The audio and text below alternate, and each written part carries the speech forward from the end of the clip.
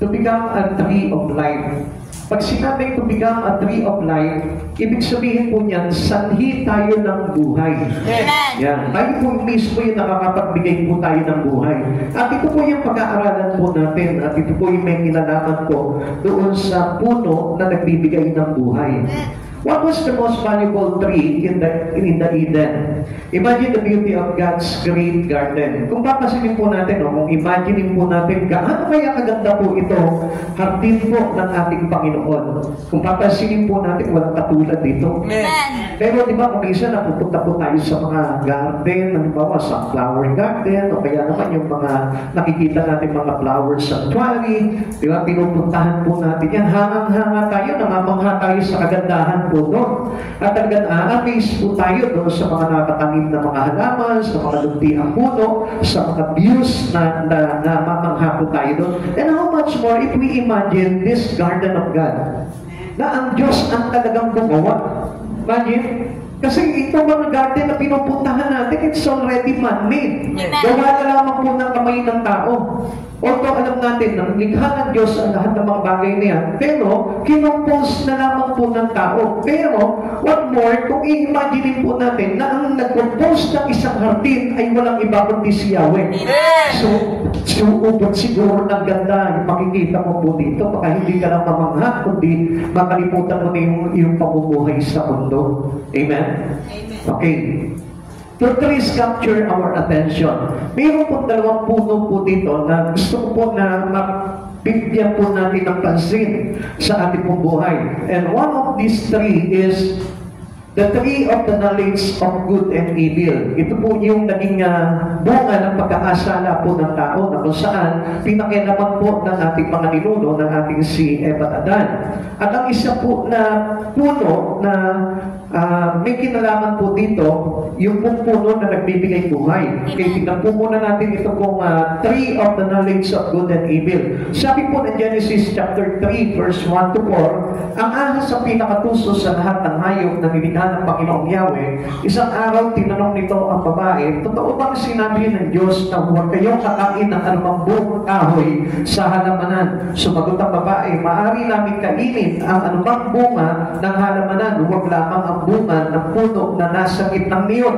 Sinabi ng Diyos na huwag kaming kakain, huwag namin kakainin ni hihipuin ang bunga nito. Kung kami raw ay kakain ito, mamamatay kami. Ngunit sinabi ng ahas, hindi totoo yan. Hindi totoo yan. Hindi kayo mamamatay. So dito po tayo tinokso ng kaaway. Kaya po lumagana po yung kasamaan. And the other three that we need to emphasize or we need to para makita po natin po dito ay yung po tinatawag na tree of life, yung puno ng buhay. Amen. At ito po yung puno ng buhay na nakalaan sa mga taong iniligtas ng Diyos. Amen. Sa mga taong sumusunod sa Panginoon, dito pa lamang po sa lupa. Sa mga taong nagbibigay ng sakripisyo sa Panginoon. Sa mga taong nag-uubos ng panahon nila sa ating Panginoon. Amen. Ito pong puno na ito ay nilaan ng Diyos para nang sa ganon, tayo po ay manatili sa piling po ng ating Panginoon. Amen. Basahin po natin sa Genesis chapter 3 verse 22 to 24. Pagkatapos sinabi ng Panginoong Yahweh, katulad na natin ngayon ang mga tao, sapagkat alam na niya mabuti at masama, baka pumita siya at tumain ng bungang kahoy na nagbibigay buhay at hindi na siya mamatay. Kaya pinalayas niya sa halamanan ng Eden ang tao upang magtungkal na lahat ng lupa kanyang pinagmulan. Kaya anong pong ginawa po dito? Kung yung pong puno ng fruit and knowledge, the fruit of knowledge of good and evil, ay pinakilaman po ng si Eva at si Adan. So, ibig sabihin, may tendency rin na kapag hindi pinanayas doon sa hardin, ito pong mga tao, maaari pong pakilaman din po nila yung bunga po ng buhay, yung puno ng buhay.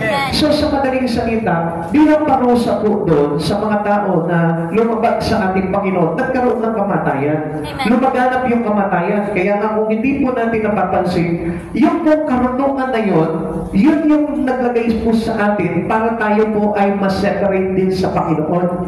Kaya nga, if we notice, hindi po talaga pinapakain sa atin ng ating Panginoon yung po fruit of good and evil. Amen. So, kung mapapansin po natin dito, yun din po yung sa panahon po natin na nagiging problema po natin sa panahon po natin ngayon. Kung bakit marami po tao na hindi talaga lumalapit sa Panginoon. Why?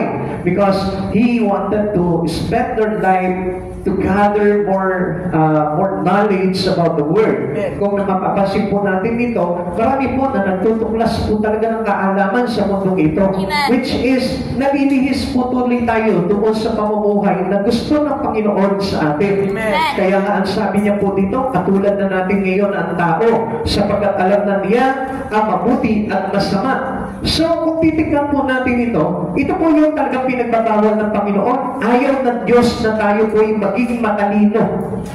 Kaya kung mapapansin niyo rin po, in relations to that, ano po yung mga pinipili ng Diyos? Yung mga walang alam, yung mga mahihina, yung mga sabihin po natin ang tawag dito, yung outcast. Amen. Yung po yung pinipili ng Diyos para sa Kanya. Kasi alam niyo kung bakit? Kasi sila po yung pwedeng magkaroon o maging dwelling vessel ng mga bagay sa Panginoon. At hindi po yung mga marunong. Kaya nga kung papansinin po natin, ayaw ng Diyos na sobrang runong. Amen? Amen. Sabi mo nga sa katabi mo, ayaw ng Diyos na sobrang runong. Ayaw ng Diyos na sobrang runong. Kaya kung mapapansin din po natin, ano po, di ba kung magmisa, di ba parang ang daming tao pinangangahasan mo ang salita ng Diyos. Kaya ano sasabihin po nila, hindi naman ganyan, hindi naman ganyan. Kahit the truth will set to them, my God, still hindi pa rin po nila tinatanggap yung katotohanan na yun. Even though the Lord Himself given this scripture, pero still, they are down. Nag-ayaw pa rin nila, nag-aalinlangan pa rin po silang tanggapin yung katotohanan na yun, na ang Diyos talaga ay hindi po talaga after doon sa karunungan ng tao. Kaya uulitin ko po sa inyo, ano sabi po ng Panginoon po dito? Pagkatapos sinabi ng Panginoong Yahweh, katulad na natin ngayon ang tao, sapagkat alam na niya ang mabuti at masama, baka pumita siya at kumain ng bungang kahoy, na nagbibigay buhay at hindi na siya mamatay. Kaya pinalaya siya sa halamanan ng Eden ang taong upang magbukal ng lupang kanyang pinagmulan. So, sa madaling salita po dito, anong naging pagkakasala ng tao? They ate that forbidden fruit. Amen. Kinain nila yung pinagbabawal na bunga. At itong bunga na ito ay bunga ng pagkaalam sa mabuti at masama. Amen. So, ibig sabihin, hindi ito makakabuti sa atin, kaya tayo pong mga tao ay pinalaya sa piling ng Panginoon. And we are being separated to God already.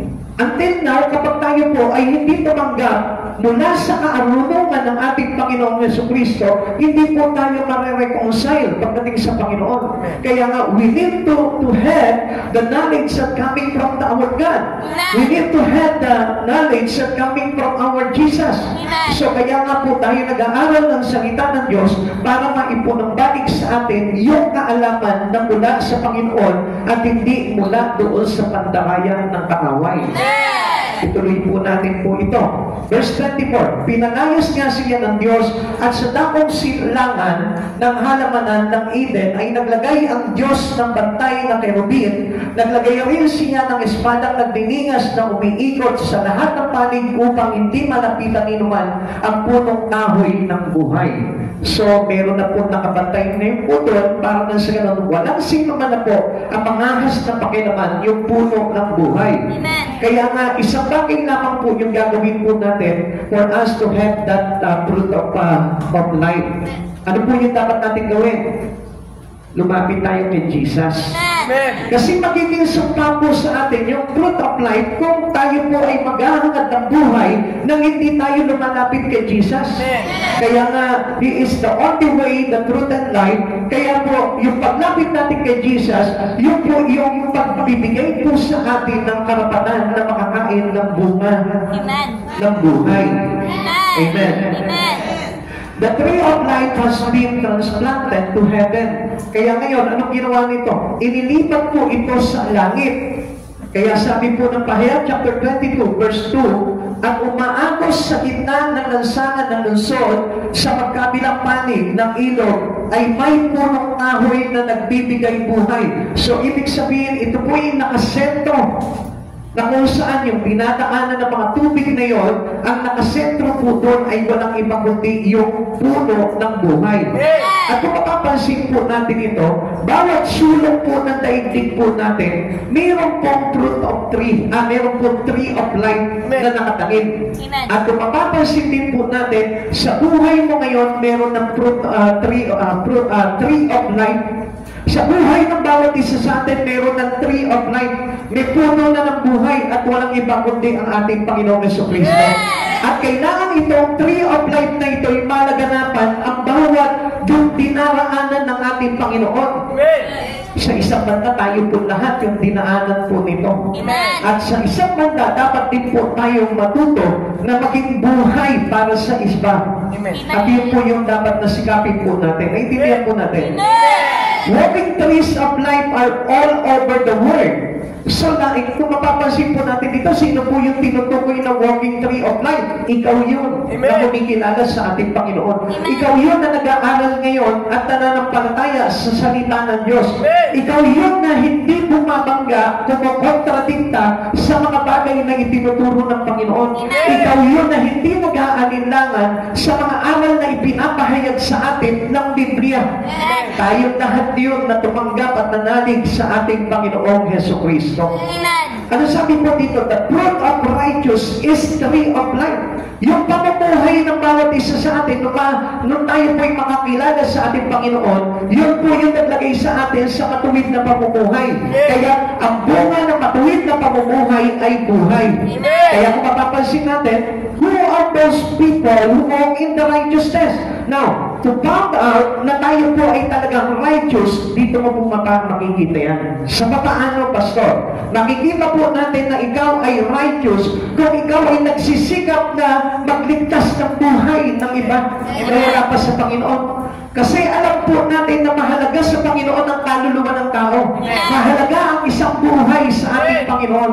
Kaya nga tayo po mismo na nakiisa sa ating Panginoong Jesucristo, we are walking and living into the righteousness of God. And as we are righteous to God, tayo po mismo ay nagkakaroon na po tayo ng simpatya na mag-akay ng kaluluwa tungo sa buhay at matuwid na pamumuhay kay Jesucristo.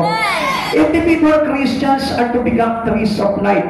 Ikaw, tayong lahat na nandito ngayon, at maaari mo sabihin ngayon sa katabi mo ngayon na dapat ikaw ay maging tree of life. Dapat ikaw ay maging tree of life. Kaya hindi po natin napapansin, those people who are not interested to the Word of God, they don't want that to be a tree of life. Amen. Kaya hindi mo napapansin, marami pong mga Kristiyano, even though they receive Christ Jesus already in them, but still, they don't have sympathy to win soul. Amen. Wala pa rin siyang simpatya na mag-akay ng kaluluwa. Minsan na, nasa katabi niya na lamang yung aakayin niya, pero hindi niya pa mabanggit-banggit doon sa katabi niya na halika, sumama ka sa akin sa church. Halika, ipapakilala kita sa Panginoon. Halika, ang sabi po ng Biblia, ganito, ganyan, para maligtas tayo. Hindi pa rin po natin sinasabi yun. Why?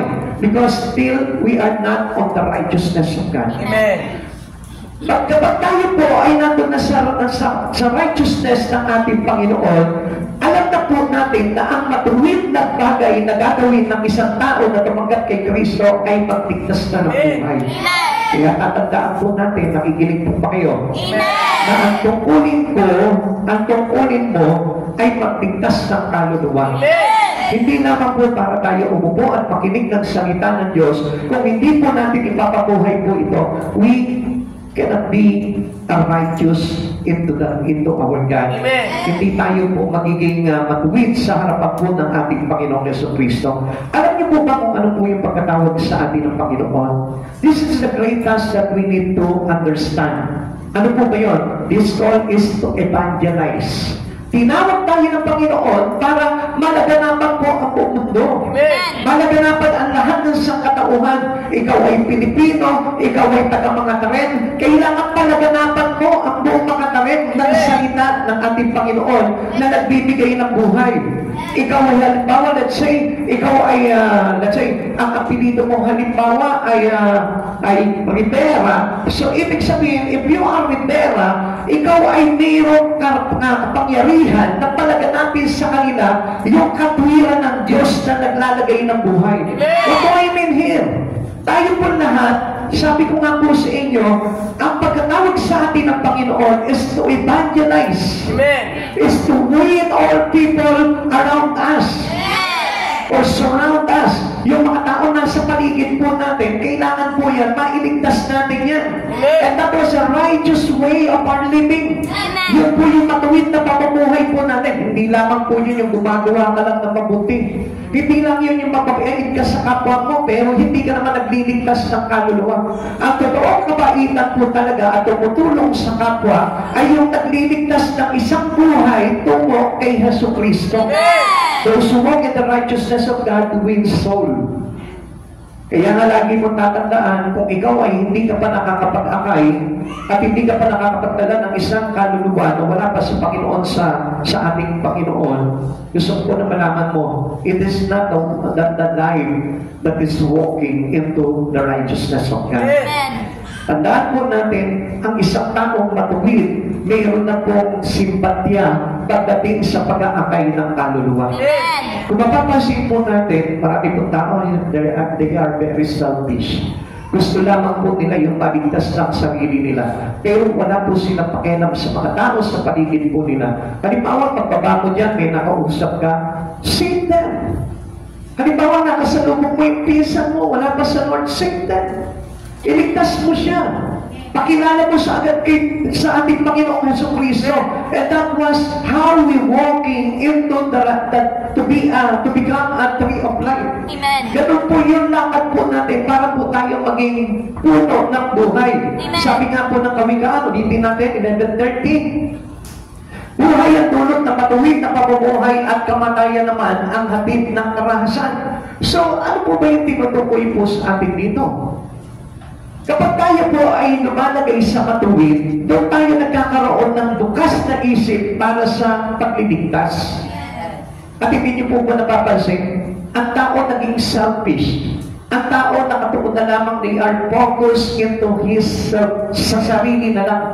Kaya hindi mo mapapansin ang kaligtasan para sa kanya lang. Ang kasaganahan sa sarili niya lang. Ang pagpapala sa sarili niya lang. Kaya kung mapapansin po natin, marami po tao, even a lot of Christians today, ganyan po yung ugali. Gusto niya pag pinagpala, siya lang. At hindi mo makikita sa kanya na, Lord, pagpalain mo naman ang katabi ko. Walang nagpe-pray ng ganyan. Lord, iligtas mo naman yung katabi ko. Walang nagpe-pray ng ganyan. Ang prayer ng isang tao, Lord, iligtas mo naman ako.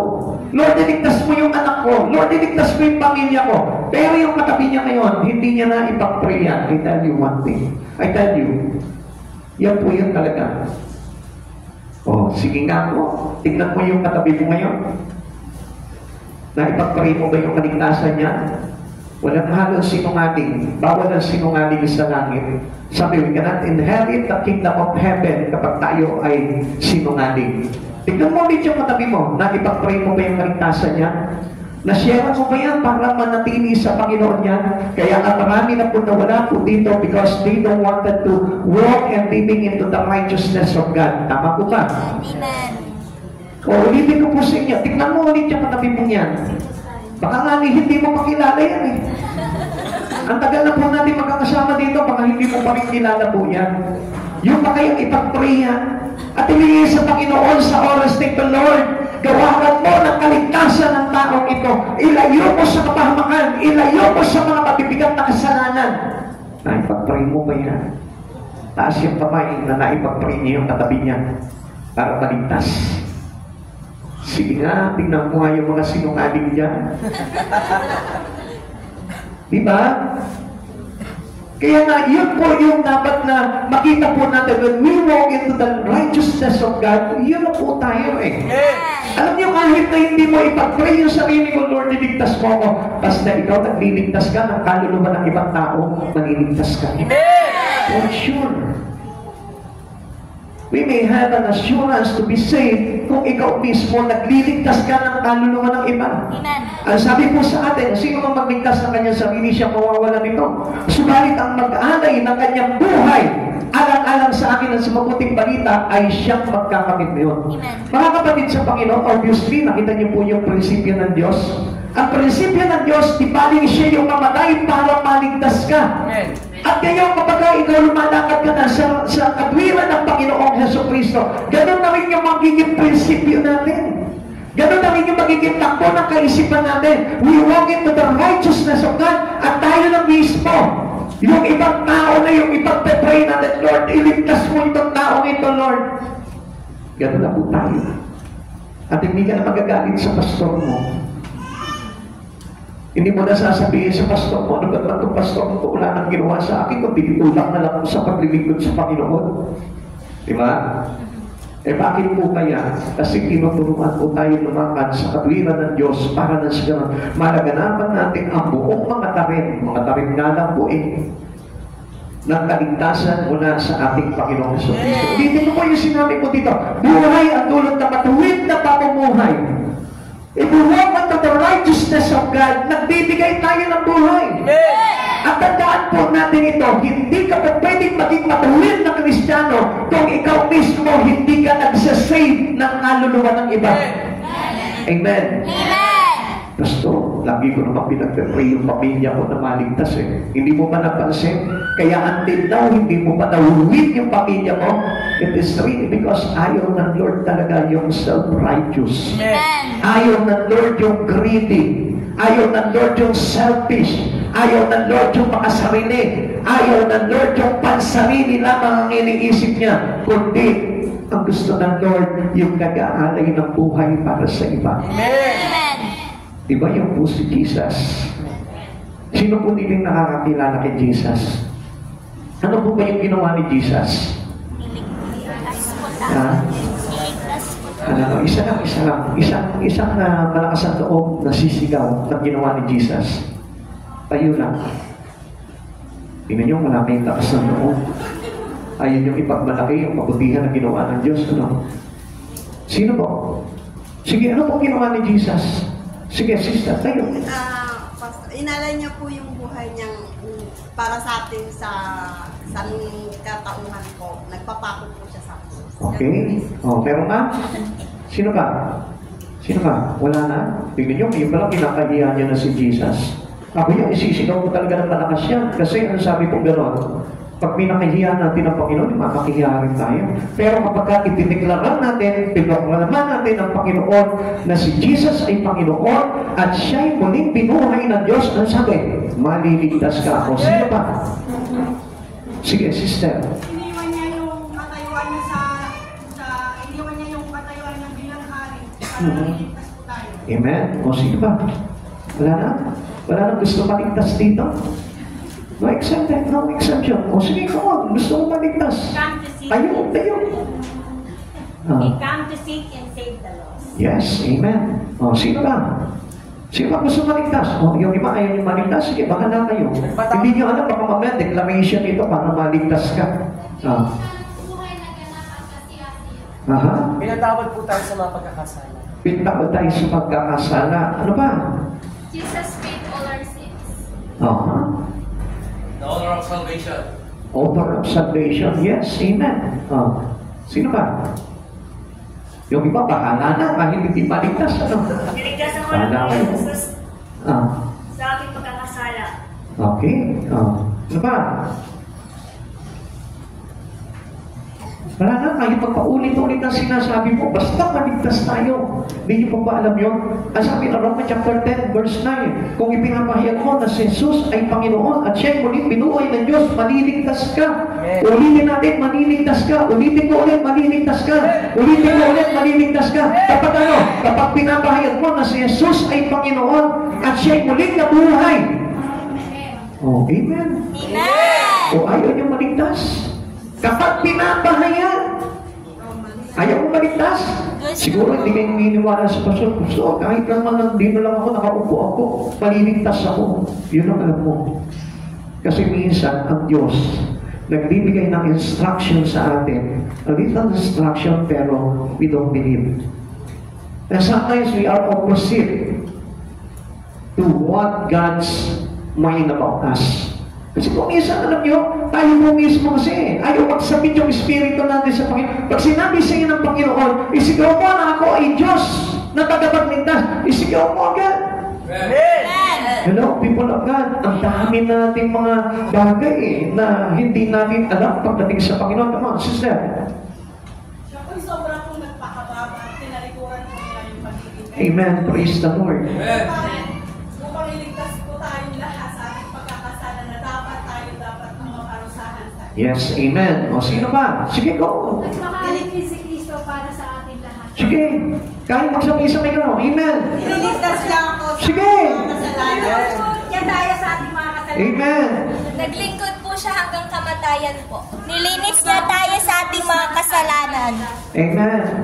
Sige, namirinig ka ng Panginoon. Siya ang Diyos na nagmahal na tunay sa ating lahat. Amen.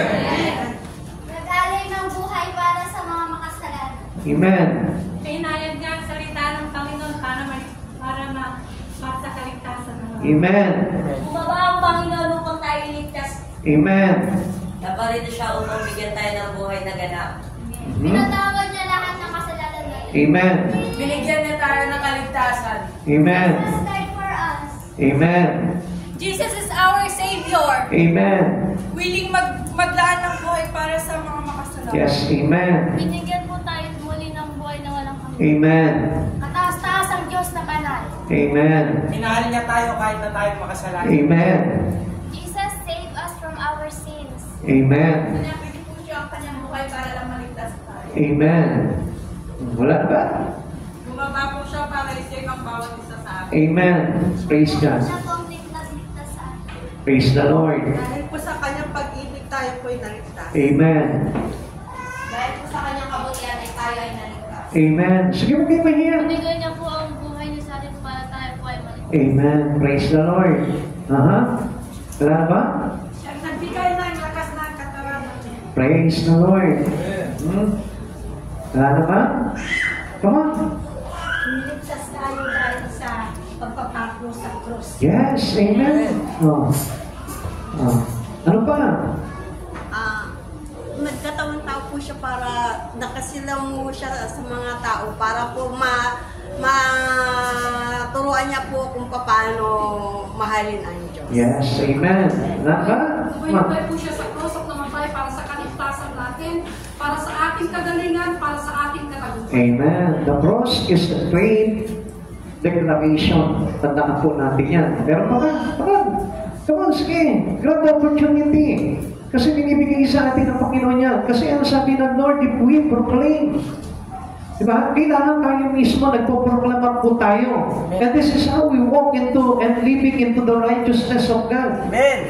Ipinapahayag dapat natin yung salita ng Diyos. Ano pa? Ang Diyos ay matuwid, sobra. Wala na? Nagpapako po siya para matapos ang ating mga Yes, amen. That was a powerful message. Nagpapako sa krus. Oh, hindi niyo po ba alam? Sige, Sir. Come on. Jesus is our Lord and Savior. Lord and Savior. Siyempre, siya po talaga yun. Wala na po ba? He is a victorious God. Ayan, dalawa ng ligtasan mo. Dalawa na kaligtasan mo.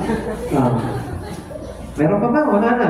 Inialay ng kanyang buhay para sa atin. Inaalay niya ang kanyang buhay para sa atin. Yung, sige, ano? Kristo ang magligtas. Nagligtas. Amen. O, palakpakan nga po natin ang Lord. So, yun po yung sinasabi na tulad po ng matuwid na pamumuhay. If we are being righteous as a Christian who walk into our God, so ito pala mapapakita na natin Ang sabi po ba, ang mga matuwid ay nagpapahayag ng kabutihan ng Panginoon sa kanyang buhay. Kaya nga, huwag po natin papabayaan na tayo po mismo ay hindi po natin maipahayag yung kapangyarihan ng pagkabuhay ng ating Panginoong Jesucristo para tayo ay mabuhay. Amen? The resurrection of God is very powerful. The cross of God is very powerful. Yung kanyang pagkamatay at kanyang muling pagkabuhay ay very powerful message. O, tahimik lang yung mga bata. O, para sa ganun, magiging makapangyarihan po ito. Sabi nga po ni Matthew Henry, the righteous are as trees of life, and their influence on earth, like the fruit of the tree, support and nourish the spiritual life of many. So, ibig sabihin po pala nito, dapat tinataglay po natin yung salita ng buhay sa buhay po natin para ideklara natin sa mga tao na wala pa sa Panginoon. Amen. And that was the power of salvation. Amen. Kaya nga ugaliin po natin na ipinapahayag po natin yung pagkamatay ni Jesus sa krus, inilibing at sa ikatlong araw na buhay na muli upang tayo pong tao ay maligtas at mabuhay muli. So that was powerful message. At ang lahat ng mga righteous people who walk in God, yun po yung kanilang idinideklara sa buhay po nila. Hindi po yung kanilang kayamanan, hindi yung kanilang estado, hindi yung kanilang mga karunungan, hindi kung anong bagay na meron sila sa mundong ito, kundi yung meron sila sa espiritu nila na tinanggap nila sa Panginoong Jesucristo, which is the tree of life. Yung puno na nagbibigay buhay, yun po tayo. Kaya taglay natin yung bunga na yun, at yung bunga na yun ay bunga ng buhay na walang hanggan. Amen! Amen! Now, tingnan po natin how to become a tree of life. Kaya kung po kayo pinakita po kanina po sa inyo yun, para tayo po mismo, we are willing to evangelize. Kaya nga, dami mga Kristiyano ayaw mag-evangelize. Ayaw mag-akay. Bakit? Ayaw mag-share na hihiya ng gospel. Ayaw nilang ipinideklara sa tao yung pagkamatay ni Jesus sa krus. Kaya nga mga kapatid sa Panginoon, hindi natin ikinahihiya yun. If we are a righteous person to Jesus who received the Spirit of God, tayo po mismo, willing tayo to evangelize the nation. Evangelize our country. At yun po yung dapat na matuwid na ginagawa natin. Hindi lang yung nagsisimba ka, matuwid ka na. Hindi lang yung nagbabasa ka ng Biblia, matuwid ka na. Nagpe-pray ka, matuwid ka na. Hindi doon ang pagiging matuwid ng isang tao. Ang pagiging matuwid ng isang tao ay lumalakad ng katulad ni Jesucristo. Nagpapanalo ng kaluluwa. Nagliligtas ng wala pa sa Panginoon. Nagliligtas ng isang makasalanan tungo sa ating Panginoon. Now, how to become a tree of life? Unang-una, kailangan matutunan natin magkaroon tayo ng pipiliin to evangelize our children. Kailangan na tayo po ay magkaroon ng desire to evangelize children. Minsan, binabaliwala lang natin yung mga bata. Binabaliwala lang natin yung ating mga anak. At hindi po natin binibigyan ng tuon yung naligtasan nila para sa ating Panginoong Jesucristo. Ang sabi po dito, at the young age of them, we need to teach them about the Lord. Sa murang edad pa lamang po nila, tinuturo na po natin sa kanila kung ano yung daang matuwid. And sometimes we neglect our kids. That is why they become delinquent. Kaya hindi po natin napapasama po yung ating mga anak at hindi na nila pinipili ang Diyos sa kanilang buhay. Kaya nga, anong dapat po natin? Doon pa lamang sa pagkapanganak po nila, nung maipanganak niyo po sila, dapat pa lang doon pa lamang po ginagwagyahan na natin sila ng aral mula sa Panginoon. And don't miss it. Hindi po natin kailangan nakaligtaan yung bagay na yun sapagkat yung bagay na yun ang dapat na matuwid na pamumuhay ng isang tao, especially ng isang magulang. Amen. Lahat po tayo, meron tayo mga kilalang mga bata. Amen. Kahit na sabihin mo, wala kang anak, pero kailangan maging mahalaga sa iyo ang mga bata. Amen. Deuteronomy chapter 11 verse 19. Pwede po ba nasabayin po natin yung mga 19? Ituro ninyo sa inyong mga anak sa loob at labas ng inyong bahay sa oras ng paggawa at pamamahinga at sa lahat ng lugar at sa lahat ng panahon. Anong ibig sabihin dito? There's no season that we need to share into our children. Anong ibig sabihin nito? Kailangan, kahit na halimbawa nasa sinapupunan mo pa lamang yan, binabahagi mo na si Kristo sa kanya, pinapakilala mo na, para paglabas niya po dito sa pagtong ito, kilala niya na agad si Kristo. Pwede po ba yung pastor? Yes. Kaya nga hindi niyo po ba nakikita yung mga doktor? Diba? Ano sinasabi nila? Aawitan mo siya, kakantahan mo siya, kakausapin mo siya kahit na nasa sinapupunan pa lang. Kasi para lang sa ganon, doon pa lamang naririnig niya na yung tinig mo. At alam niya kung sino yung magtuturo sa kanya. Kalimitan, alam niyo, bahala ka, anak, lumabas ka sa mundong ito, hindi, papalaking kita, papakainin lang kita. Pero hindi naririnig yung tinig ng katwiran na mula sa Panginoon. At yun yung napakahalagang bagay na kailangan taglay ng isang taong matuwid na kumikilala sa ating Panginoong Jesucristo.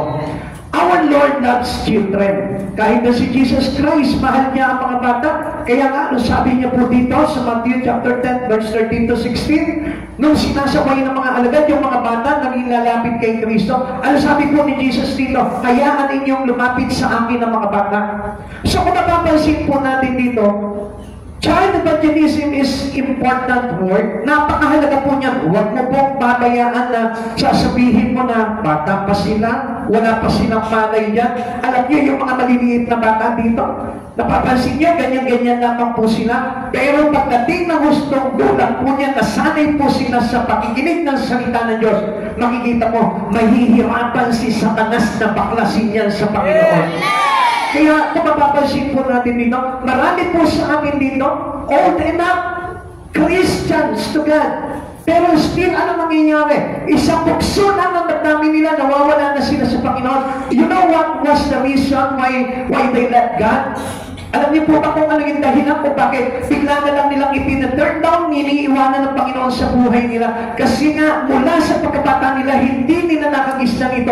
Kaya yung kanilang isipan, mayroon na pong nakahubog po dito. Na ang hirap na pong ayusin ng Panginoon po ito kung hindi tayo magsasabit talaga ng buhay po natin sa Panginoon. If we cannot surrender all our life to God, mahihirapan po tayo na mag-stay sa ating Panginoon. Kaya marami pong tao na nawawala pa rin sa Panginoon. Pero gusto kong malaman mo, halimbawa, yung pong mga nagdadalang tao po dito, kausapin mo na agad yung anak mo kahit na nasa sinapupunan niya. I-share mo na sa kanya, basahan mo na ng Biblia yan, awitan mo na ng mga papuling kaawitin yan. Makikita mo, hindi yan mababaklas ni Satan kay Jesus. Yan ang tandaan po natin. Kaya hindi nyo napapansin, mayroon tayong mga anak, ang hirap natin dalhin sa Panginoon. Why? Kasi hindi natin sila sa murang edad nila, hindi natin sila naturuan agad eh. Kaya hindi natin sila masisisi kung bakit ang layo ng kanilang kalooban sa ating Panginoon. Kaya nga hindi natin sila masisisi kung bakit iba yung kanilang aral na natuklasan at hindi yung aral ng katotohanan mula sa ating Panginoon. Child evangelism is important word. Sabi po ng Matthew chapter 18 verse 1 to 6. Nang mga sandaling iyon, lumapit kay Jesus ang mga alagad at nagtanong, sino po ang pinakadakila? Listen, mga kapatid sa Panginoon, sino po ang pinakadakila sa kaharian ng langit? Tumawag si Jesus ng isang bata, tingnan nyo ha, ikinumpara niya sa isang bata yung kadakilaan, tingnan mo, na paghahari ng Panginoon. Tumawag si Jesus ng isang bata, pintayo sa gitna nila at sinabi, tandaan ninyo, kapag hindi kayo nagbago at naging katulad ng mga bata, hindi kayo makakapasok sa kaharian ng langit. Ulitin po natin. At sinabi, tandaan ninyo, kapag hindi kayo nagbago at naging katulad ng mga bata, hindi kayo makakapasok sa kaharian ng langit. Ano po ba yung tinutukoy dito? Yung pagiging humble natin as a child. Yung pagiging mapagkumbaba natin. Yung pagiging parang helpless natin na ang magulang niya lang yung kanyang inaasahan. Kasi tingnan niyo po ito ha, ang isang tao kaya hindi lumalapit sa Panginoon, bakit? Hindi niya kailangan ng tulong ng Lord. Wala siyang pakialam kahit wala ang Lord sa buhay niya. Bakit? Kaya nga po yung sinasabi natin kanina na kinain po ni Eva at Adan eh, na nagbunga ng kasalanan, how people, a human, separate from God. Kung bakit nalayo? Kasi nagbalaki na ang tao. Kaya Kaya ang Diyos, ang tao, lumalayo sa Panginoon because of their knowledge. Kasi nangangahas sila na kaya po nila ang kanilang buhay.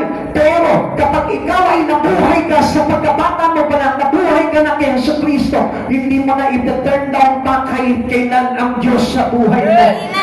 Kaya pala po nung araw, nakatandaan ko po yung aking tatay. Yung aking tatay kapag pupunta po ng simbahan, sinasama niya po palagi ako. Bata pa po ako, pinapakilala niya ako doon sa mga naglilingkod po doon sa amin. At alam niyo po ba, pinakamaganda po dito, kahit na inis ako, na ayaw ko, may tumapatak sa isipan ko. Napapahalaga sa Diyos. At tignan niyo po ito, kahit na nalulong yung buhay ko, napasama ako, napaklas pa ako ni Satan sa ating Panginoon. No, hindi. Hinatak pa rin ang pabalik ng Diyos. Madali ko pa rin naunawaan yung katotohanan na mahalaga ang Diyos sa buhay natin. Pero, we can see it now into the children outside. Hindi na po natin makikita po yung bagay na yun. Ang hirap na po nilang dalhin sa Panginoon. Bakit iba na po kasi yung tumatak sa kanilang isipan? Kaya nga alam niyo mga kapatid sa Panginoon, kung meron po kayong mga kakilalang bata o may mga anak kayong mga bata, lagi yung dadalhin sa Panginoon. Sa murang edad nila, mahalaga na po yan. Ang sino bang nagpapakababa na gaya ng batang ito ay siyang pinakadakila sa kaharian ng langit. Kaya nga, we should humble before the Lord our God. Yun yung kailangan pamumuhay natin bilang mga righteous into our God. Yun po yung kailangan na matutunan po natin doon. Bilang mga bata, tayo po mismo ay nagpapakumbaba. Hindi tayo nagmamakatayo. Hindi tayo nagmamakapuri. Hindi po tayo nagmamalaki. Hindi po natin sinasabing, kaya mo naman kahit wala ang Diyos. Hindi mo kakayanin yun. Sapagkat sa huling yugto ng buhay natin, haharap ka pa rin sa Panginoon. Tuloy pa po natin. Ang sino man tumatanggap sa isang batang katulad nito, alang-alang sa akin, ako ang kanyang tinatanggap. Mas mabuti pa sa isang tao ang siya'y bitinan sa leeg ng isang malaking gilingang bato at ihulog sa kailaliman ng dagat kaysa siya'y maging sanhi na pagkakasala ng isa sa maliliit na ito na nananampalataya sa akin. Kaya nga mga kapatid sa Panginoon, huwag niyong mapawalan ang bata o lumalapit sa Panginoon. Amen. Kadalasan maraming mga magulang ngayon, mas priority nila yung ibang bagay kesa sa Panginoon. Alam niyo, marami na po akong experience na ganyan. Marami po mga kabataan dumating po sa church na ito para maglingkod sa Panginoon. Pero ano sabi ng kanilang mga magulang? Anak, mag-aral ka po ng mabuti. Focus on your study and then later, kapag nakagraduate ka na, pwede ka na maglingkod sa Panginoon. Totoo po ba yun? Na kapag nakagraduate na po ba talaga yan, maglilingkod na talaga sa Panginoon yan? Di ba another mongkahin na naman ng mga magulang? Magtrabaho ka anak para umasenso at umudlad ang buhay mo. Ngayon, pag maunlad na ang buhay mo, maglingkod ka na sa Panginoon. Totoo po ba yun? Pagka-asensado na yan, magpapamilya na yan, anak, kailangan mag-settle down ka na. Kailangan magkaroon ka ng isang kabiyak na kung saan mangangalaga din sa iyo pagdating ng araw. At kapag ka natupad na yon, maglingkod ka na sa Panginoon. Totoo ba yan? Hindi pa rin. Dahil kapag nakapag-asawa yan, magkakaanak yan, alagaan mo muna yung mga anak mo. At sa paglaki nila, tsaka ka maglingkod sa Panginoon. Lumaki na yung anak. Anong nangyari? Mahina yung nanay, mahina na yung tatay, may karamdaman na maiintindihan ka na ng Lord dahil mahina ka na. Nakapaglingkod ba sa Panginoon? Hindi. Nahadnaan sa buong buhay niya ang bata. Kaya ano nangyari? Hindi napunta sa piling ng ating Panginoon. Kaya nga maliban, sabi ni Jesus, maliban na maging katulad kayo ng mga batang ito sa pagpapakumbaba, doon tayo magiging natila. Kaya nga mga kapatid sa Panginoon, paano makikita ang pagpapakumbaba sa ating Panginoon? Yun, lagi ka nag-church? No way, hindi po din yun. Ang pagpapakumbaba, yung parang helpless ka without God. Helpless ka without Him. We are nothing without God. Yun po yung pagpapakumbaba natin na hindi natin ipinapangahas. Marami na akong pera eh. Kahit naman hindi na ako i-bless ng Lord, marami na akong pera, marami akong savings sa bangko. Hindi po pagpapakumbaba ang tawag doon. Na kapag halimbawa, napagalitan ka ng Panginoon, na disiplina ka ng Panginoon, iiwanan mo na ang Panginoon sa buhay mo, hindi pagpapakumbaba ang tawag po doon. Kaya nga ang mga bata po, mapapansin mo, noong araw, kapag ang mga bata, kapag pinapalo mo, yayakap sa'yo yan. Yayakapin ka niyan, Papa, hindi na po ako uulit. Magtatanda na po ako, hindi ko na po gagawin yung bagay na yun. Ganun po dapat tayo sa Panginoon. Na kapag halimbawa pinapalo tayo ng Panginoon, mas lalo tayong yung mayakap sa Panginoon at hindi po tayo nawawala. Yun yung isang sign ng pagpapakumbaba ng isang matuwid na Kristiyano. Kaya nga, sa murang edad pa lang ng ating mga anak, sanayin na po natin. Makinig po ngayon, huwag niyo pong gagawin biro yung ano, okay? Serious po tayo. Okay, makinig lang po, para hindi po tayo mawala at matutunan nyo rin po itong bagay nito. Where are those who will reach the children? Asa na po ba ito mga ito? Bringing children to Christ often reaches their parent. Now, mahalaga po yung gampanin ng mga magulang. Sino po dito yung mga magulang na? Pakita siya po ngayon. Yan. Tayo mga magulang, mahalaga po yan. Ang tukurin po natin sa ating mga anak, mahalaga po yan. Sapagkat sa atin po, unang-unang magmumula ang aral ng Diyos sa ating mga anak, hindi sa pastor. At yan po yung dapat na pagsikapan na natin. Paano kung halimbawa, tayong mga magulang ay wala rin simpatya sa katwiran ng ating Panginoon? Paano na kaya yung ating mga anak? Di ba umuhay na rin sila? They are living into unrighteous world. Papabuhay na rin po nila yung mga bagay na hindi matuwid. Kaya mahalaga po yan na tayo mga magulang encourage ourselves na mapag-aralan po natin mabuti ang salita ng Diyos. And what else? Ano pa po ba yung dapat nating ano po ba yung dapat para tayo po ay maging tree of life? Ikalawa yung po tinatawag na have the desire to evangelize adults. Not only the children, but the adult itself. Minsan, di ba, halimbawa yung mga anak natin, lalo na halimbawa, let's say, mga college na yan, pastor, mahirap na sila na yan. Yes, totoo yan, mahirap na. Pero ang trabaho ng isang magulang o ang trabaho ng isang katuwid sa ating Panginoon ay i-win back po sila sa Panginoon. Amen. This is our battle. Tayo po ay sa Panginoon, kaisa na po tayo ng Panginoon. Now our battle is to win them back to God. Yeah. Yung maipanalo natin, maibalik po natin sila sa Panginoon. And do not say na mahirap po. Yes, totoo po yan, mahirap. Dahil tayo rin minsan, tayo ngayon naging sanhi. Kaya po nahihirapan tayong idalhin sila sa Panginoon eh. Sa murang edad po nila, hindi po natin sila nadala sa Panginoon. Kaya nung tumanda po sila, nagkaroon sila ng sariling kaisipan na malayo sa kaisipan na dapat na naituro natin sa kanila sa Panginoon. Kaya nga, alam niyo, ito mga adult na ito, kailangan po natin yan na mawin back sa ating Panginoon. Adult comes in many sizes and with different needs. Kaya kung mapapansin natin, kala natin happy-happy lang po sila, Kala natin masaya sila sa pagkada po nila. Pero ang hindi po natin alam, ang dami nilang pinagdaraanan. Ang dami na po palang mga bumubulos sa kanilang mga espiritu na kung saan maglalagay sa kanila sa kapahamangan. Adults carry many problems in them. Marami na silang mga dalahin. Especially, alam nyo, habang tumatanda ang isang tao, dumadami po yung alalahanin. Dumadami po yung mga pagsubok. Dumadami yung mga pinagdadaanan sa buhay.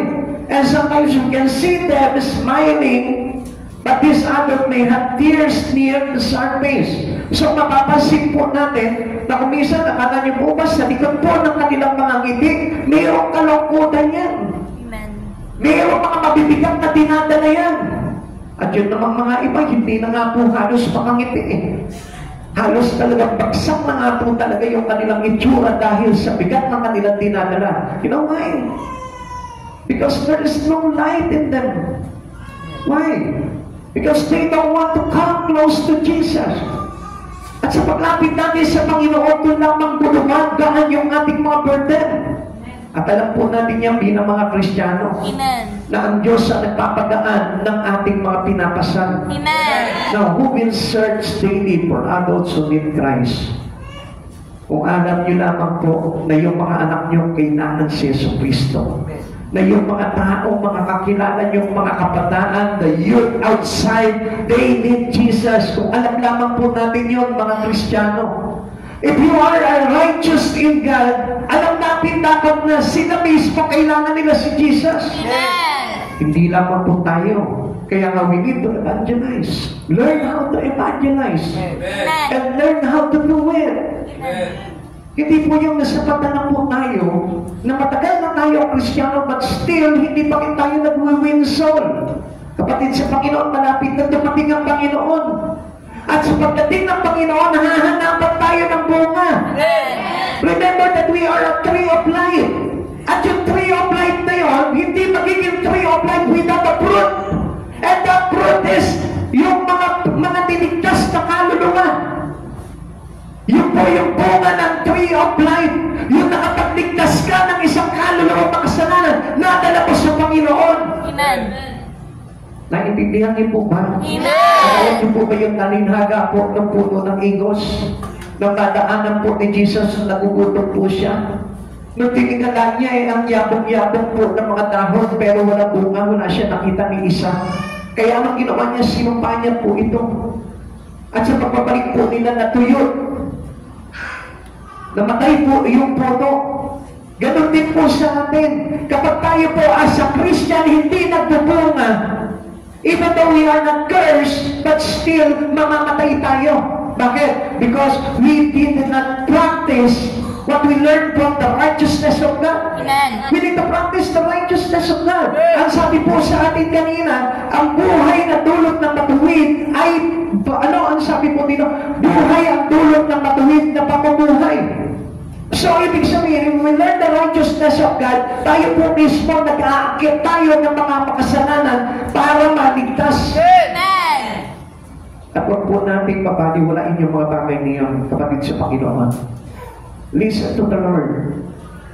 We need to learn how to evangelize. Kailangan tayo magligtas ng kaluluwa.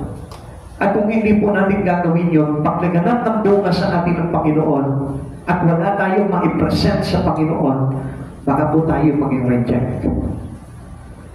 Sapagkat kaisa ni Jesus na nagtitipon at hindi tayo nagkakalat.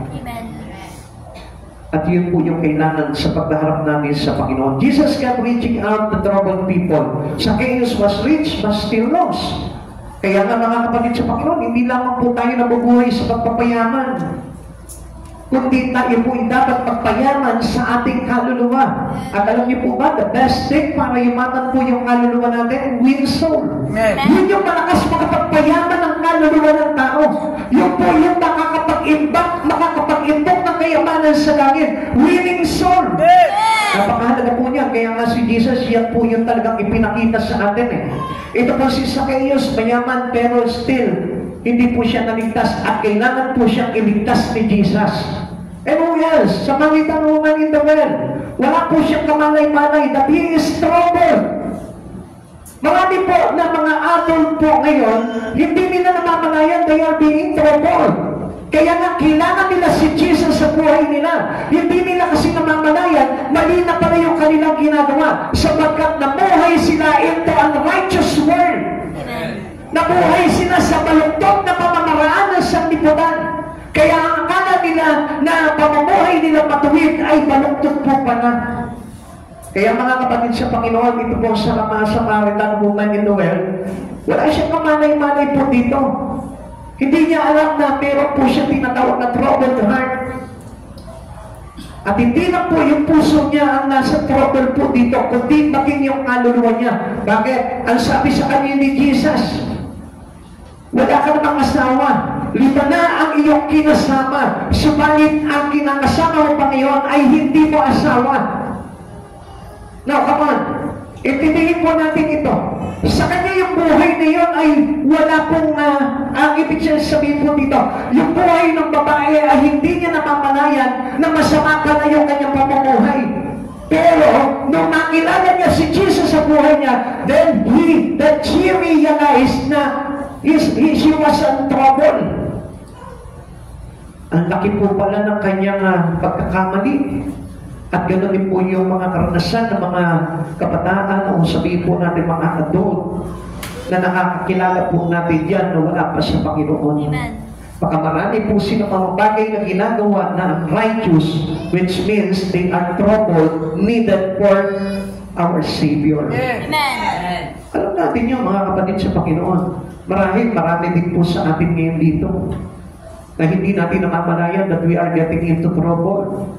Kasi masyado tayo nasanay into the unrighteous word at akala natin tama ba yun at maiintindihan tayo ng Panginoon.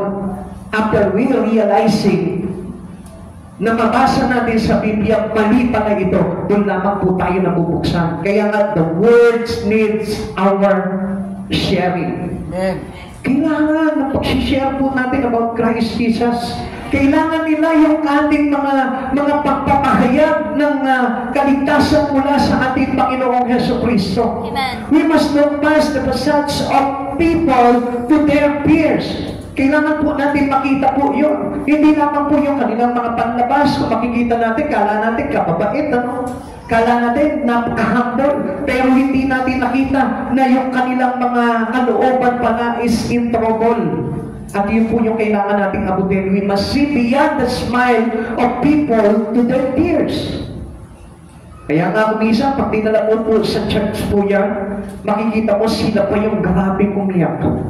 Sila pa yung parang nadudurog yung kalooban. Kaya nga, reach for them. Mga kapatid sa Panginoon, pakisabi mo nga sa katabi mo, reach them. Reach them. Abutin mo sila ng mabuting balita ni Kristo. Abutin mo sila ng mabuting balita ni Let us all promise to God na tayo po mismo, isend tayo ng Panginoon dito sa mga tao na ito para sila mismo magkaroon din po ng kaligtasan na kung saan tinanggap din natin sa ating Panginoon. Minsan tayo po ay nasa masamang pamumuhay. Pero ang ginawa ng Lord, iniligtas tayo at binago ang buhay natin. Then gawin din po natin ito sa iba. Na tayo maging makasarili. Na tayo lamang po yung naligtas. Pero yung mga tao kakilala natin, ang dami palang nandoon sa trouble. Amen. Amen. Kaya nga nakita niyo po yung babae po sa balon. Kaya nga po nakalaya po siya. After a long years na naka-prison po siya sa kasalanan na yun, nakalaya po siya when he found Jesus in the well. Amen. Nung natagpuan niya po, ito po si Jesus doon sa may balon, doon niya lamang po pala matutuklasan yung kanyang mga mali. And we must admit our fault. Amen. Amen. At yun po yung dapat doon. At marami po sa panahonan po natin ngayon, wala na po marunong tumanggap ng kanilang pagkakamali sa harapan ng Panginoon. Even though they got sin, still, anong ginagawa po nila? Nagmamalaki pa po sila sa Panginoon. Sabi ko nga po sa inyo, when we come to Christ Jesus, wala kang gagawin kundi umiyak lang na umiyak sa harapan ng Panginoon. Why? We need to show our humbleness to God. Kasi wala tayong ipagmamalaki sa Kanya. Ako makasalanan, kayo makasalanan, tayo lahat na nandito makasalanan. But binigyan naman tayo ng kapahintulutan ng Panginoon para makagawa sa Kanya. Amen. Para makapaglingkod sa Kanya. And we are already accepted. And that was the best thing na nangyari sa buhay po natin. That even though we are sin, but still we are accepted by God. At doon lamang po sa gagawin po natin ngayon bilang matuwid, na tinanggap ng Panginoong Jesucristo para maging matuwid, yun lamang po yung magagawa po natin in return to our God. Amen. Yung tayo rin po mismo magligtas tayo ng kaluluwa. Yun na po yung pinaka-the best thing na magagawa po natin. And that was the fruit of the tree of life. Yun po para maging tayo po yung puno ng buhay. At kailangan po tayo magbunga. And what else? The last one is that the desire to evangelize those nearest eternity. Marami po tayong mga mag-anak, pinababayaan na natin. Marami tayong mga malapit na mga mamatay. Malapit na sa hangganan ng buhay. But still, matanda na sila, hayaan na natin sila. Ang Diyos na bahala dyan, I tell you one thing. Burden namin sila. Accountable tayo sa kanila. Kaya nga dapat na tayo po mismo, tayo yung magtakay sa kanila. Pagtyagaan natin sila na madal sa Panginoon. Meron po nung araw dito po na matanda na kapag hinahayuan po namin yun, puro mura ang inaabot po namin doon. Talagang malulundok na mura ang inaabot namin doon. Pero pinagtyagaan po namin yung binalik-balikan po namin yun. And then later on, ano po nangyari? Tumanggap po siya, nadala po namin sa church. Hindi na po umalis ng church yun hanggang sa manghina na po siya, hanggang sa kawian po siya ng buhay niya. Nag-church po yun. Kaya, ay praise God, silid po yung tao na yun.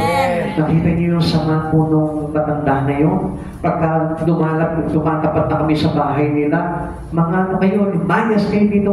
Hindi, busy kami dito, abala kami, wala kaming panahon sa ganyan. Minumura talaga kami. Pero, the great things that happened to her nung tinanggap niya si Jesus, hindi na siya umalis sa Panginoon. At hanggang sa kamatayan, siya po ay nanatili sa Panginoon. Amen. Yun po yung kailangan mangyari po doon sa mga mahal natin sa buhay. Minsan yung mga lola natin, pabiyaan niya na sila, matanda na sila, kailangan na lang nila magpahinga, hindi. They cannot have rest kung hindi natin sila dadalhin sa Panginoon. Kaya pagsikapan natin sila, may mapapansin po natin, ang hirap na po nilang ispilingin dahil ang gulo na po ng kanilang isipan po ng kanilang katandaan. Pero still, kailangan ilapit pa rin natin sila sa Panginoon. Life is short, that is sure. May kailangan buhay, mamamatay tayo lahat.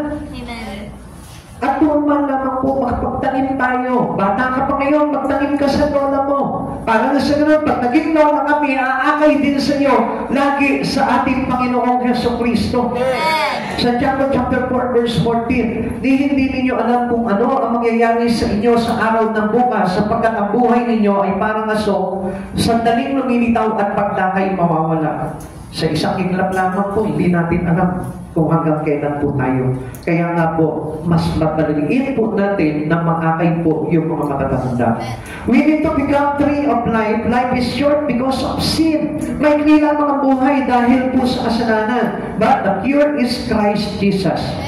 Para na sa ganon, bago sila mamatay, bago sila abutin ng takip-silim sa buhay po nila, nasa Lord na po sila. We need to work with Him for us to have His Spirit. Para maipanalo po natin sila sa Panginoon. Lagi ko po sinasabi po yan dito sa mga kabataan po dito. Ang sabi ko po sa kanila, alagaan niyo yung inyong mga magulang, pagsikapan niyo sila na manatili sa Panginoon, huwag niyo silang bibitawan, huwag niyo silang hahayaan na magkaroon ng trouble para na sa ganon, hindi sila mawala sa piling ng Panginoon.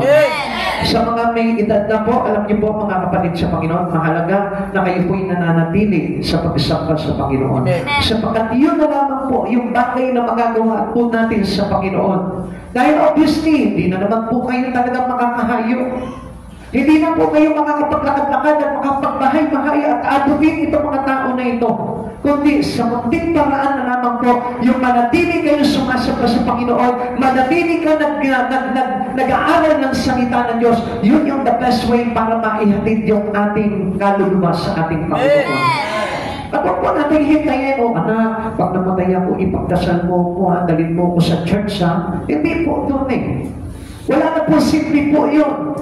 Kahit na 20 pastor ang mag-pray sa'yo, wala na po mangyayari po doon. Ngayon pa namang buhay ka pa, malakas ka pa. Ngayon pa namang dapat tanggapin mo si Kristo, magkaroon ka ng desire kay Kristo, at magkaroon ka talaga ng kagalakan na paglingkuran si Kristo sa buhay mo para na sa ganun. Abutin ka man ng takip-silim, dediretso ka sa piling ng Diyos, iingatan ka niya at ililigtas.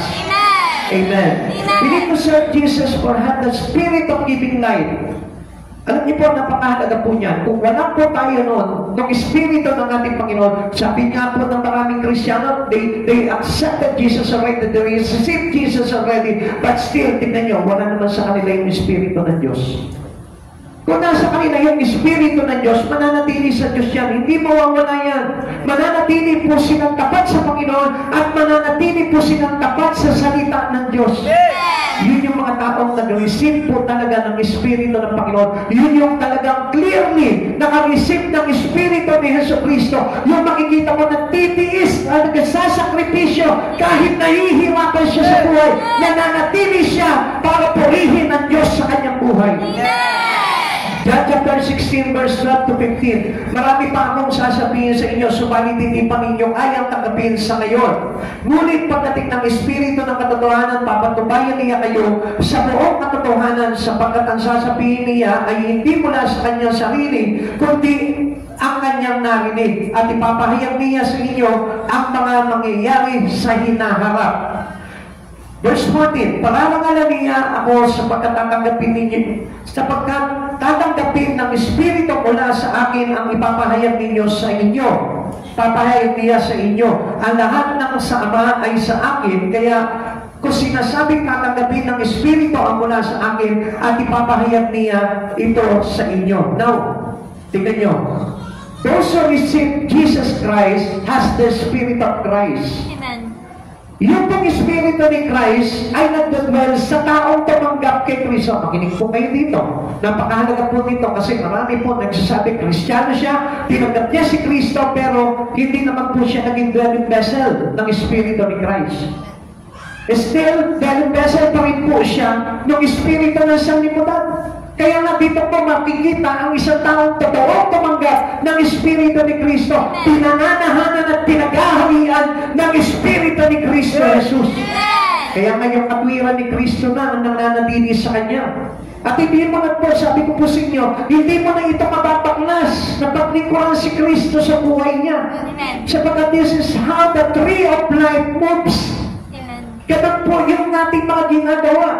Ganun po yung ating nagiging nakakasanayan sa buhay natin. When we receive the Spirit of Jesus, itutulakan niya ngayon sa paggawa sa Panginoon. Itutulakan niya sa pag-win ng soul. Itutulakan niya sa mga bagay na banal. Itutulakan niya para manatili sa Panginoon magpakailanman. Kaya if we have Jesus in our life, we have the Spirit of winning soul. Mahalaga po yun. Hindi tayo mamimili, itong bata lang kasi kaya-kaya kong akayin to. Ito lang mga matatanda, ito kasi yung kaya-kaya ko. Dito ko, kumbaga parang dito ko talented sa pag-aakay ng mga bata. Hindi, kailangan lahat po yan, generally. Amen. Lahat ng tao ay nangangailangan po talaga ng Espiritu ng ating Panginoon para maligtas. We must reach those who are soon to die. Mahalaga po yan. At kailangan na rin po natin madaliin po talaga. At alam po natin yan na ang buhay po ng tao ay tinakda sa mga tao na minsan lamang mamatay at pagkatapos ay paghuhubog. Mga kapatid sa Panginoon, marahil sinasabi mo sa sarili mo, bata ka pa. Pero tandaan po natin, walang nakakaalam kung hanggang kailan ang buhay ng tao.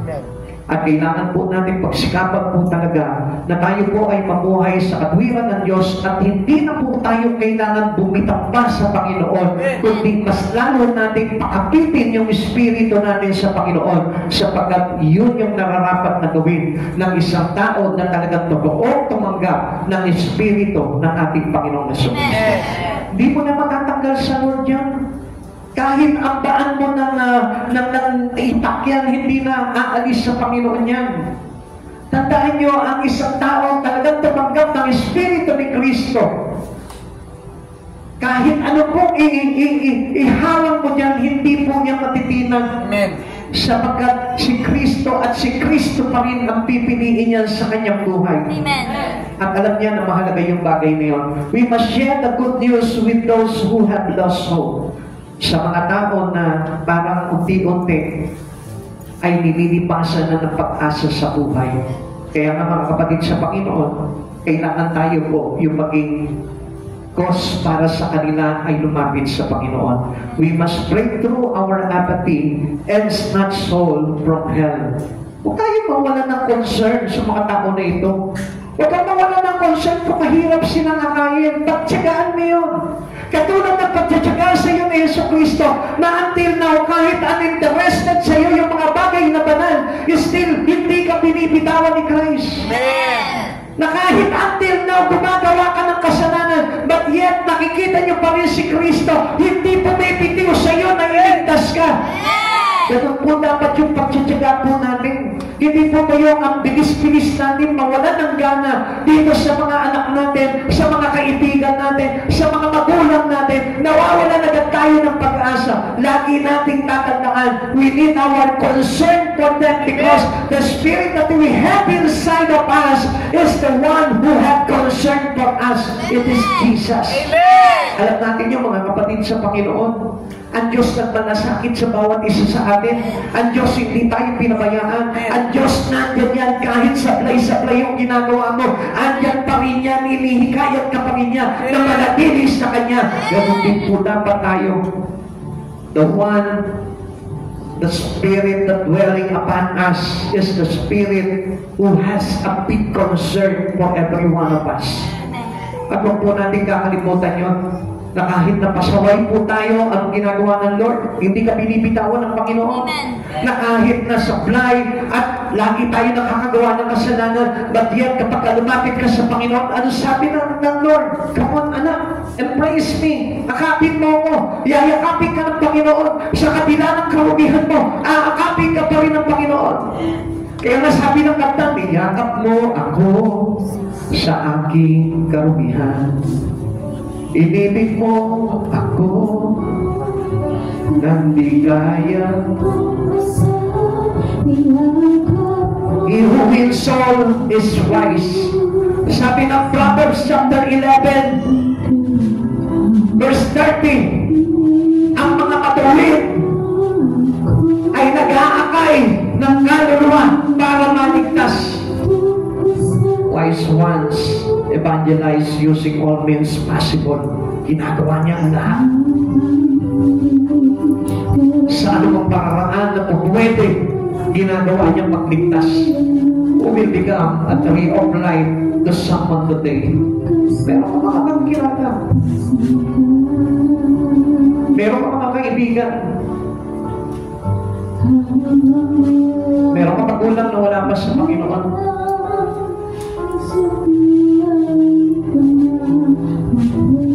Meron kayong mga kapitbahay. Sinasabi niyo, matuwid ka na. Sinasabi niyo doon sa mga kakilala niyo, lingkod ka na ng Diyos. Pero, paano? Kung hindi mo ina-apply yung pagiging patuwid? Paano kung hindi ka na naglilingkod sa Lord? Na kung isa ka na, pumipili ka lamang ng timing para maglingkod lang sa Panginoon, pero hindi mo pa magawa-gawa. Paano kung ikaw mismo reklamo ka ng reklamo, na nahihirapan ka, nasasaktan ka, napapagod ka na, naiinis ka na? Kapatid, walang totoong Kristiyano na matuwid na nakatuon pa rin sa kanyang sarili. Tandaan mo, those who walk into the righteousness of God, they don't mind His son already. They don't mind His own. Dahil wala na siyang pakialam sa sarili niya. Ang pakialam niya na lang yung tungkulin na ginagampanan niya sa Panginoon. Maganap niya na mabuti. Bakit kaya? Because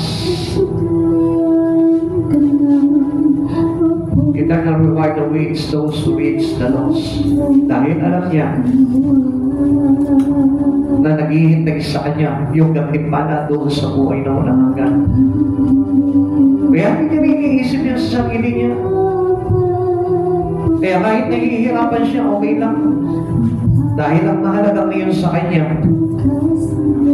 yung magampanan niya, yung tungkulin niya bilang matuwid na Kristiyano na tinanggap ng Panginoong Jesucristo. At sa oras dito, mga kapatid sa Panginoon, sipin mo yung malagayan mo sa Panginoon. Ang tagal mo na nagsisimba.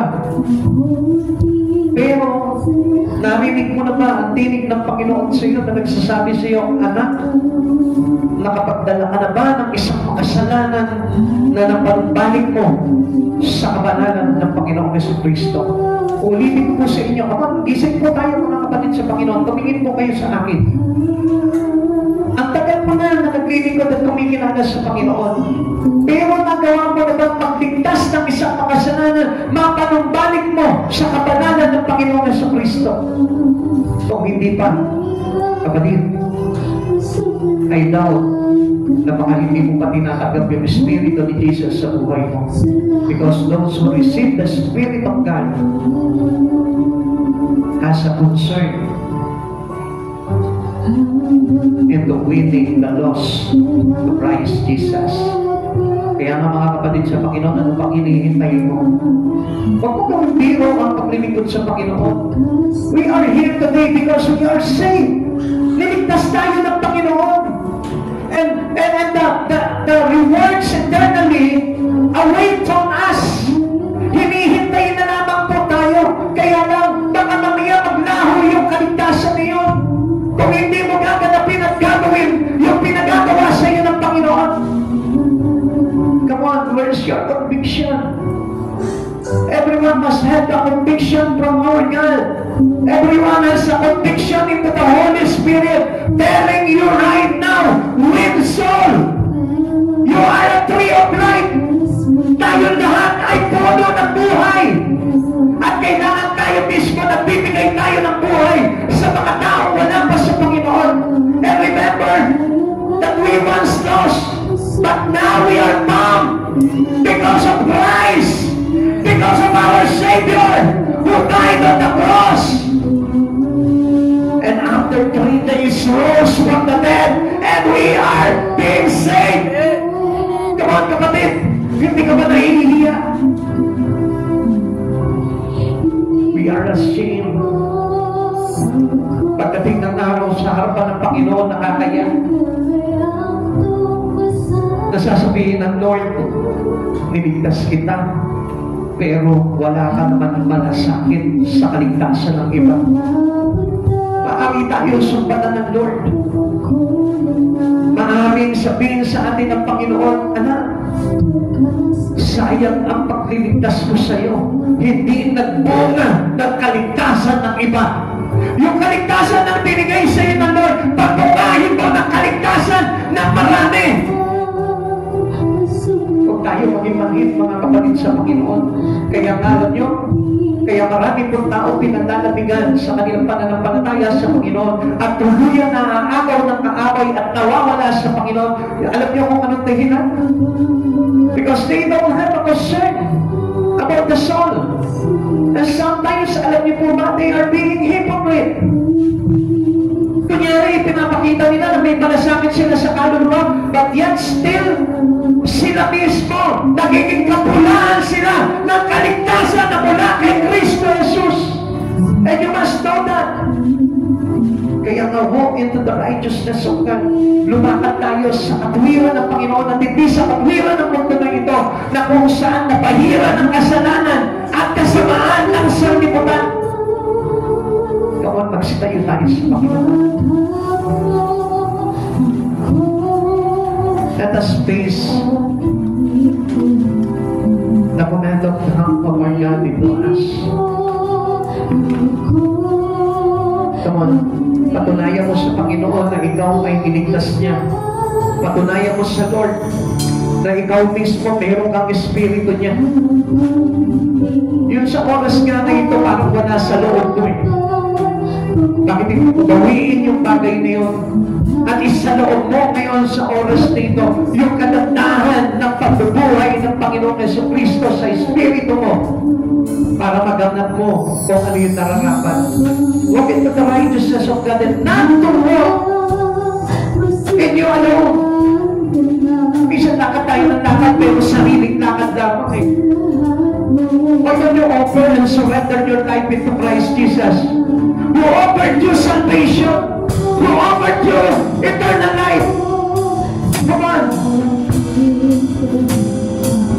Isipin mo mabuti, mag-isip ka. Niligtas ka ng Panginoon, pero wala ka malasakit sa kaluluwa ng iba.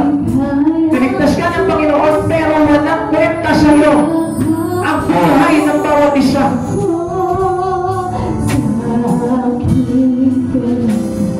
I want everyone up here, right here.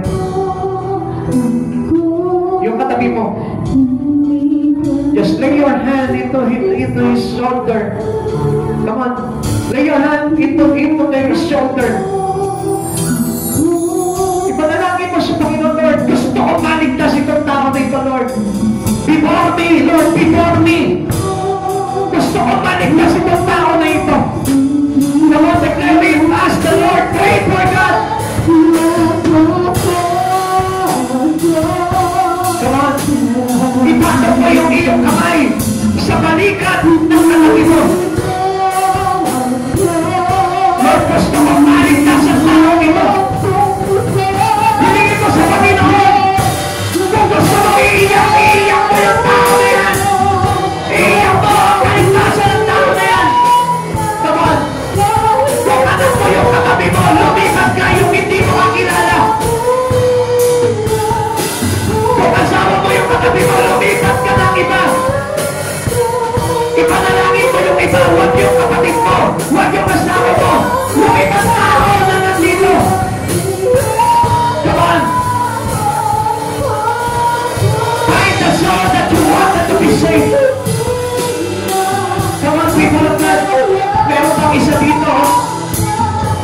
pang isa dito. Come on.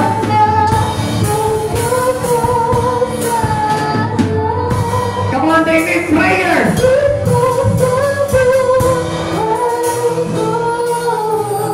Yung mga hindi nyo kaano-ano. Huwag tayo maging selfish na pinapapray lamang natin, yung pamilya lamang natin, yung asawa lang natin, yung anak lamang natin. Why don't we pray for the soul of our neighbor? Kapatid, ano sabi ng Lord? Two great commandments. Love your God above all and love your neighbor as you love yourself. Ang sabi your neighbor, yung ibang tao, hindi yung sarili mo.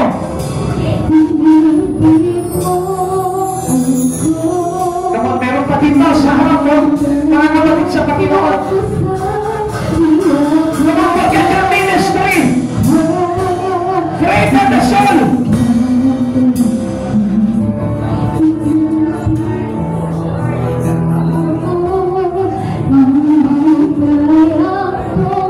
Yung mga magkakaibigan yan, kayo na rin yan. Mag-iwahiwalay kayo, mag-anak kayo, nang hindi nyo mga kakilala, nang hindi nyo mga madalas na nakakasama.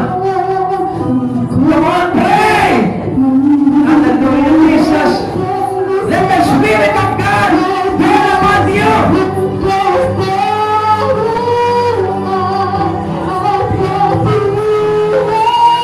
Iiyak mo yung kaligtasan ng kaluluwa ng pinagpe-pray mo ngayon. Come on, learn how to cry to God about the soul.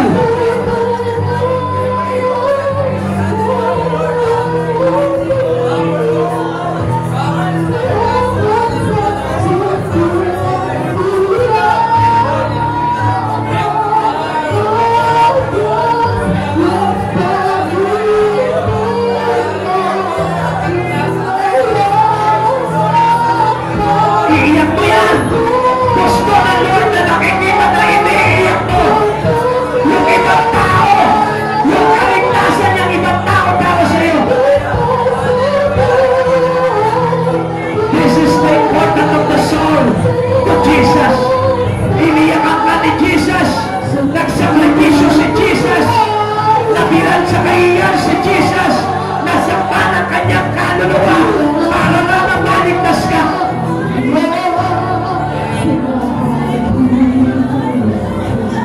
Come on, cry. Cry for the salvation of the other soul. Cry for the salvation of other soul. Cry. Come on, meron pa dito. Si Brother Ronnie.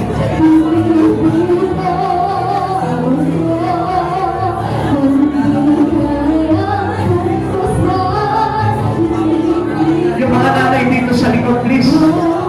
Please. Pag-pray nyo sila. Pag-deklara nyo ang buhay ng mga nanay na yan kay Kristo. I-claim natin na ang buhay nila ay para kay Kristo.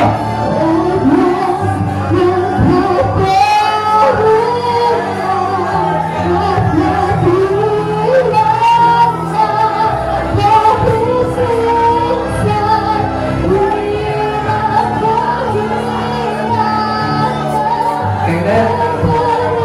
Amen. Pray mo si Titay. Come on. Pray mo si Titay para i-save ng Lord. Come on. Ito dito. Amen. Amen dito.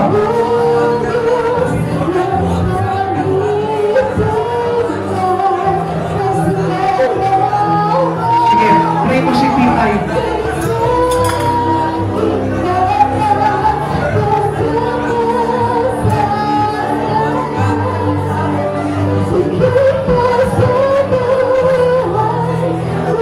Pray mo si Titay, pray mo.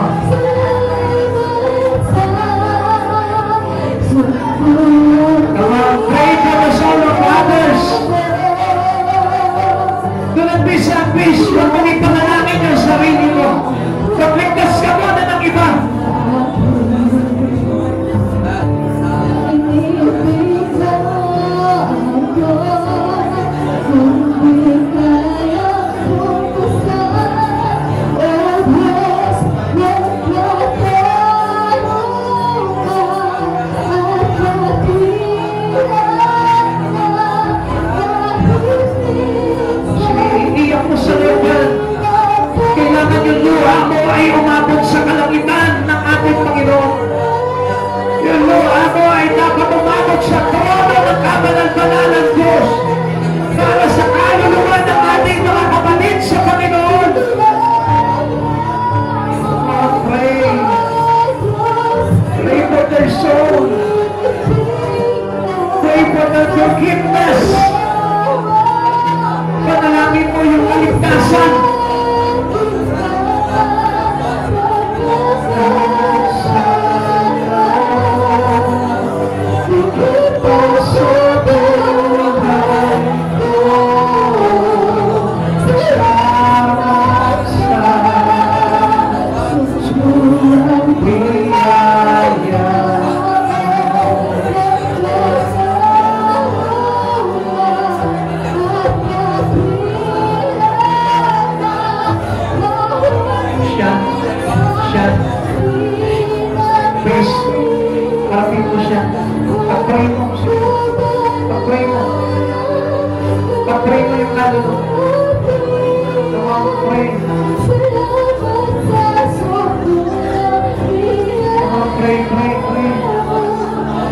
Hingin mo sa Panginoon yung kaluluwa ng kapatid ko na yan.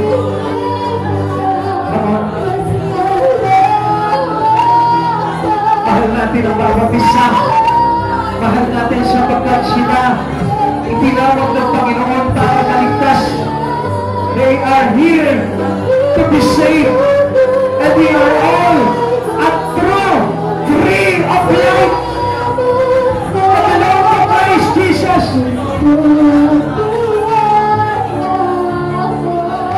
Kapag yung mga bata natin dyan, siya na yung mga bata natin dyan, pag-pray niyo yung mga bata natin. Sila Jacob, sila Dexter, come on, pray for them. Pray for them. Yung mga maliliit na bata, sila Kelsey, pag-pray niya.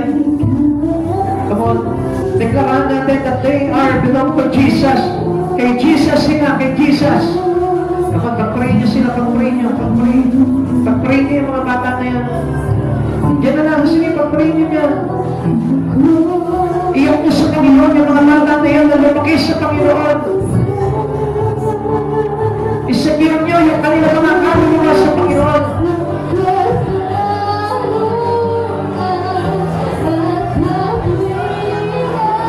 Yung mga bata sa sinapupunan, kapag pag-pray niyo rin po yan. Cover niyo by the blood of Jesus, the safetyness. Come on.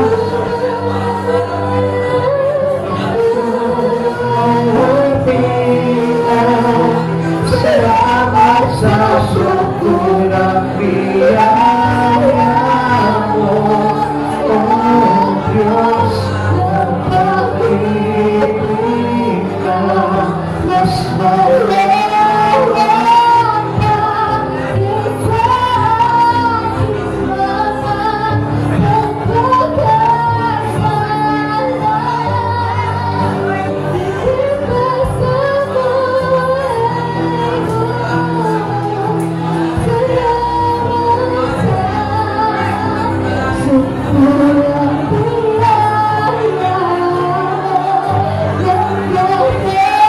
Ako sa buhay mag-pray. Pero pag tayo sa bagay